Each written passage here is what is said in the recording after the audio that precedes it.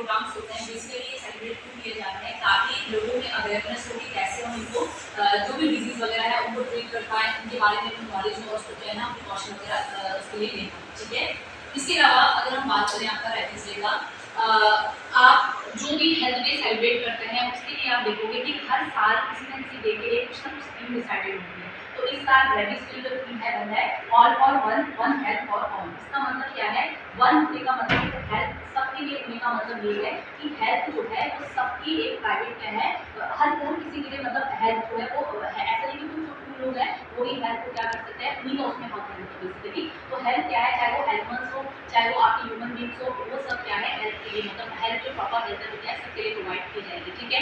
जैसे कि वैक्सीन होगी, वैक्सीन ना केवल ह्यूमन बींग के लिए बट आप देखते हो कि जो एनिमल्स वगैरह होते हैं, स्ट्रीट डॉग्स वगैरह होते हैं या फिर आपके पेट्स वगैरह हैं उनके लिए भी क्या है अवेलेबल, ठीक है। तो हेल्थ जो है वो सभी के लिए क्या है आपका इम्पॉर्टेंट है।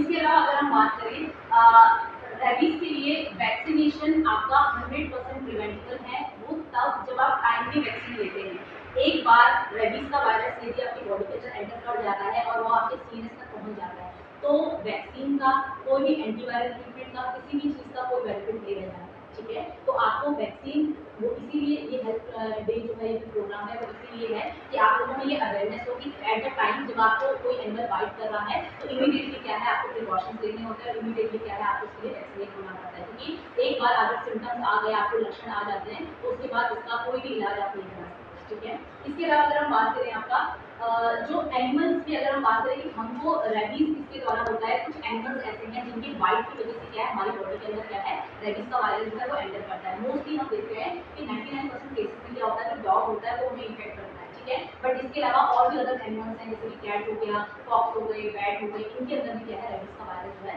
एज अ रिजर्वोयर क्या है पाया जाता है। इसके अलावा हर वर्ल्ड वाइड अगर हम बात करें हर 9 मिनट में 1% की क्या है रेबीज से डेथ होती है, ठीक है। तो काफ़ी डेडली है और अगर आप देखोगे कि 10 बच्चों में से 4 मतलब 10 लोगों में से जो आपके इन्फेक्टेड लोग हैं तो उनमें से 4 तो बच्चे ही होते हैं। तो मोस्टली रेबीज का इन्फेक्शन जो होता है वो 15 साल से जो नीचे के बच्चे होते हैं उनमें ज़्यादा देखने को मिलता है, ठीक है। इसके अलावा नेक्स्ट रेबीज डे जो है क्यों ऐसा होता है कि 28 सितंबर को ही हम रेबीज डे सेलिब्रेट करते हैं, ठीक है। तो 28 सितंबर को इसलिए क्योंकि जो लुईस पास्चर साइंटिस्ट है माइक्रोबायोलॉजिस्ट है, इनके बारे में आपने सुना ही होगा। तो ये इनकी जो डेथ एनिवर्सरी है वो 28 सितंबर को है, ठीक है। तो इन्होंने सबसे पहले रेबीज के लिए क्या किया था, वैक्सीन निर्माण किया था, वैक्सीन बनाई थी। तो इसीलिए इसके उपलक्ष्य में क्या है इनकी डेथ एनिवर्सरी के दिन क्या है आपका जो रेबीज डे क्या है सेलिब्रेट किया जाता है। और सेलिब्रेट करने का मतलब बस यही है कि लोगों में जो बीमारी है रेबीज की उसके बारे में अवेयरनेस हो ताकि लोग टाइम से क्या है अपना प्रिवेंशन वगैरह ट्रीटमेंट वगैरह जो है वो कर सकें, ठीक है। नेक्स्ट अगर हम बात करें रेबीज है क्या, अगर रेबीज के बारे में बात करें कि रेबीज होता क्या है, तो रेबीज की अगर हम बात करें रेबीज एक क्या है वायरल बीमारी है जो कि वीजा वायरस की वजह से होती है। वीजा मतलब होता है मैडनेस। जब भी रेबीज के वायरस जो आपकी बॉडी के अंदर एंटर करता है और वो आपके सीएनएस में जाता है तो सीएनएस में जाने के बाद क्या है वो कुछ ऐसे कॉम्प्लिकेशन या फिर कुछ ऐसी चीज़ें पैदा करता है जिसमें आपका बिहेवियर क्या है बहुत ज़्यादा एग्रेसिव या फिर इस टाइप के बिहेवियर क्या है आपकी बॉडी के अंदर वो पैदा करता है, ठीक है। रेबीज वायरस का हर अगर आप देखो हर ह्यूमन बीइंग के अंदर हर आपका जो लिविंग ऑर्गेनिज्म है हर किसी की बॉडी की एक स्ट्रक्चर होती है, एक स्ट्रक्चर होता है। तो रेबीज की अगर हम बात करें रेबीज का स्ट्रक्चर कुछ बुलेट शेप वायरस ही आपका होता है, रॉड शेप का होता है, लंबाई शेप में होगा। और जो इसका स्ट्रक्चर है वो कैसा है आपका बुलेट शेप में होगा, ठीक है। बहुत सारे प्रोटीन्स की बॉडी के अंदर पाए जाते हैं जिनका काम रेप्लिकेशन करना, सिंथेसिस करना और डिजीज कॉज करने के लिए हेल्पफुल होगा, ठीक है। इसके अलावा इसकी बॉडी के चारों तरफ अगर आप देख लोगे तो कुछ स्पाइक्स या फिर पैपिलोमर प्रेजेंट होते हैं जो कि हमारी बॉडी के अंदर क्या करते हैं अटैचमेंट का कार्य करते हैं, चिपकने का काम करते हैं, बाइंडिंग का काम करते हैं, ठीक है। नेक्स्ट अगर हम बात करें आपका कि रेबीज ट्रांसमिशन कैसे होता है, हमारी बॉडी के अंदर रेबीज आता कैसे है। सबसे पहले तो हमने डिस्कस किया था कि रेबीज होता है किसी भी रेबिड एनिमल की बाइट की वजह से। जिस एनिमल के अंदर रेबीज का इन्फेक्शन है अगर वो हमें बाइट करेगा तो उसकी लार जो होती है उसका जो सलाइवा होता है उसके अंदर रेबीज के पार्टिकल्स होते हैं। तो जब भी वो आपको बाइट करेगा बाइट करने के साथ उसका सलाइवा क्या है वहाँ पे जाएगा, उसकी वजह से क्या रेबीज का इन्फेक्शन होगा। इसके अलावा क्या है आपका अगर मोस्टली जिसमें मैंने आपको बताया बच्चों में इन्फेक्शन ज़्यादा होता है तो बच्चे क्या है जैसे स्ट्रीट डॉग्स वगैरह होते हैं उनके साथ खेलते हैं तो उनका सलाइवा यदि किसी के हैंड वगैरह में जैसे लग जाता है और वो हैंड अपनी आईज में आप रब कर लेते हैं, अपनी म्यूकस मेम्ब्रेन माउथ में आप टच कर लेते हैं, अपनी नेजल एरिया में आप टच कर लेते हैं तो वायरस क्या है डायरेक्ट एंट्री मिल जाती है आपकी बॉडी के अंदर, ठीक है। तो उसकी सलाइवा से भी आपकी क्या है इन्फेक्शन, या फिर आपको कोई वुंड वगैरह है, कोई घाव है, उसके अंदर रैबिड एनिमल का सलाइवा चला जाता है, उसने बाइट नहीं किया है बट उसका सलाइवा आपके स्किन के अंदर चला जा रहा है, वुंड के अंदर चला जा रहा है, घाव के अंदर चला जा रहा है, तो भी इन्फेक्शन हो जाएगा, ठीक है।